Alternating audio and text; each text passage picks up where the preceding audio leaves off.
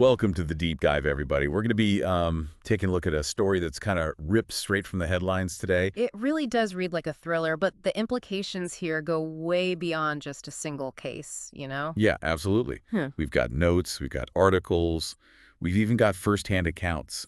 So Yeah. it's our job to kind of piece it all together. Just like our main character, Mark, right? Right, exactly. Journalist at the Daily Times. His best friend and fellow journalist, Emma Fisher, vanishes. Vanishes. No trace. Wolf?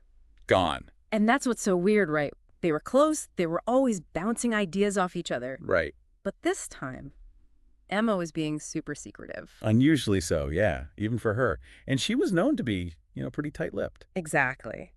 And then, all of a sudden, no calls, no messages, cars missing. Makes you wonder, right? What did she uncover? Something dangerous enough that someone wanted her silenced. That's scary stuff. So Mark starts, poking around, looking for any kind of clue. Of course. Gotta start somewhere. Exactly. And he finds it, scribbled in her notebook. Global Mining Co. And an address. Ah, Global Mining Co. Our first real lead. And a company like that, well, let's just say the name Global isn't just for show. Oh, you think they've got their fingers in a lot of pies? Let's just say the potential for influence there. It's huge. Okay, so Mark's not messing around. He grabs his colleague Sarah, and they head straight to that address. Gotta find out what Emma was up to. The trail, right. Gotta follow the trail. And this one, well, it leads right into some potentially massive corruption. Classic investigative journalism. So they're going through Emma's notes, and it seems she was digging into Global Mining Co.'s financials. Oh, this is getting good. Yeah, she even snuck into an old office building and took pictures of. It looks like a cash exchange. Whoa, hold on. That's risky. Risky, but it shows how dedicated she was. But did that dedication make her a target? I mean, is that what got her into trouble? It's definitely possible. Yeah. And then Mark hears from one of Emma's old sources that she was suspicious of the CEO, a guy named Reiner. Reiner, okay. But Emma wouldn't say why. What could this Reiner guy be hiding? Good question. It's like a puzzle with a missing piece, It's a big missing piece. So Mark and Sarah, they go and confront Reiner. Bold move. And what does he do? Plays dumb. Denies knowing anything about Emma or her investigation. Come on, nobody's buying that. Exactly. So while Mark and Sarah are hitting dead ends, Hmm. Emma's going deep undercover. She's not giving up. Huh? Not a chance. She's staking out a cafe where Reiner meets people, even sees a secret meeting. And then, get this, she confronts Reiner. Whoa, she confronted him directly. That's gutsy. Oh, yeah. But all this sneaking around, it starts to get to her. She feels paranoid, like she's being followed. I mean, wouldn't you? Totally. Mm-hmm. And guess what? Her instincts are right. Two guys, they abduct her, warn her to stop asking questions. Oh, man. That's bad.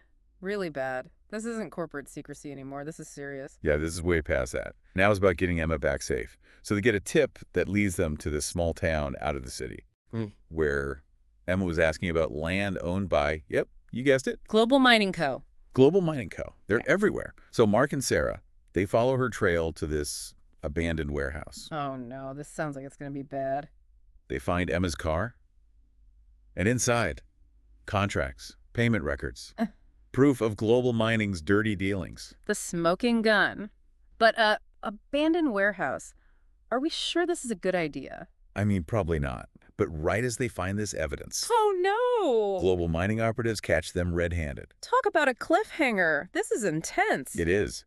But they manage to escape and they call the police. Thank goodness. Right. The cops raid the warehouse and they find Emma alive. Oh, thank goodness. But I mean, can you imagine what she went through? Yeah, I mean, the source material doesn't exactly get into it, but you can tell this is going to leave a mark. Definitely. And what about Global Mining Co.? I mean, their secrets are out. That's a whole other can of worms, isn't it? It is.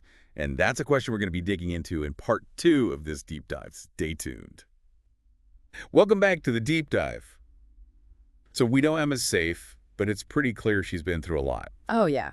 I mean, just being abducted, threatened, that's got to mess with you. It's scary to think that a company like Global Mining would go to those lengths. It really crosses a line, and it makes you wonder, how often does this kind of thing happen? Right. How many other people have been silenced, just for trying to expose the truth? It's a chilling thought. It really highlights the risks that whistleblowers face and how we need to do more to protect them. I mean, Global Mining tried so hard to control the narrative. All those press releases, public statements. Yeah. It's like they thought they could just make it all go away. Classic PR tactic, trying to manipulate public perception. But this time, it didn't work. Nope, not this time. Mark and Sarah, they wouldn't let it go. And what they uncovered, a pattern of corruption that went way beyond just one incident. Systemic, even. It's like it wasn't just a few bad apples, it was the whole barrel. And remember that small town where they found Emma? Oh, yeah. The one where global mining had so much influence? Yeah, it's almost like they owned the place. They had everyone under their thumb. It's a classic example of how corporations can exploit communities, promising jobs and prosperity. But leaving behind damage and breaking promises. Exactly. And this case might have started in New York, but this kind of thing happens everywhere. It's a global issue. It's scary how much power these corporations have and how far they're willing to go to protect their interests. It all comes back to greed, doesn't it? A lack of ethics, a system that puts profit over people. And the planet.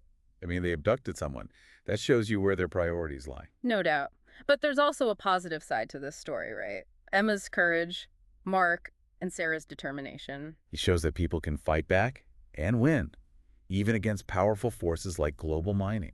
It's a reminder that truth matters, and that even in the face of danger, people are willing to stand up for what's right. So where do we go from here? I mean, this case is over, but the bigger issues remain. How do we prevent this kind of thing from happening again? Well, that's the question, isn't it? We need to look beyond just this one company and think about the systems that allow this to happen. The laws, the regulations, the whole culture of corporate greed. It's a lot to tackle. It is, but it's not impossible.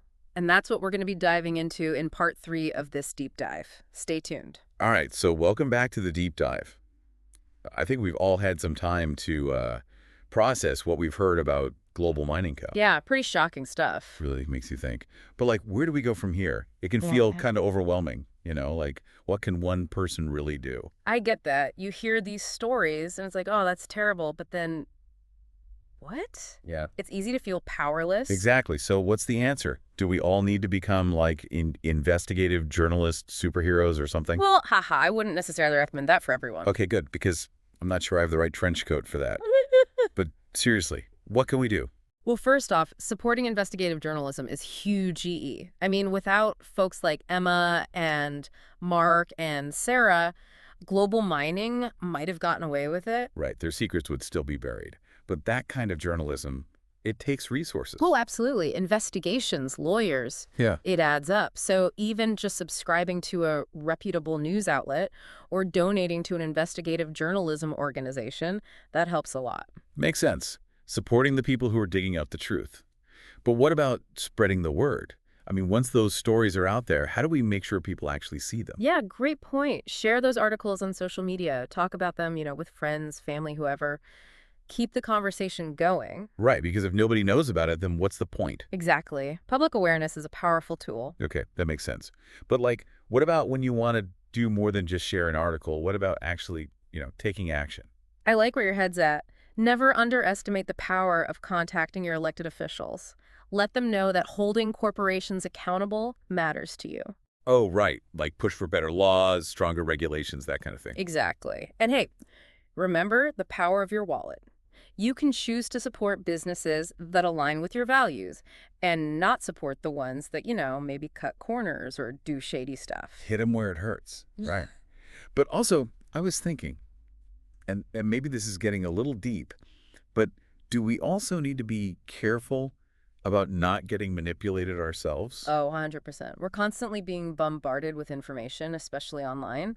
So critical thinking is key. You got to question your sources, double check those facts, and just, don't believe everything you see. It's tough though, right? It's like, how do you even know what's real anymore? It's definitely a challenge, but, if something sounds too good to be true. It probably is. Okay, so what about those times when, like, we see something shady happening? Maybe not on the level of global mining, but still, it feels wrong. Should we just, like, keep quiet about it? No way. Speaking up about your own experiences, even if they seem small, it can have a ripple effect. You never know who you might inspire. It's like one person speaks up, then another, and then it becomes something bigger. Right, exactly. A collective voice, that's powerful. And those individual stories can lead to real change. So basically what we're saying is we're not helpless, right? We don't have to just sit back and let these big corporations run the show. Right. We have power as individuals. It's about being informed, being engaged, and demanding better from the people in charge. And remembering that, we're not just consumers, we're citizens. Yeah, we have a say in how things are run. And like the global mining case proves that even these huge GE corporations, they can be held accountable. Right. It's a marathon, not a sprint.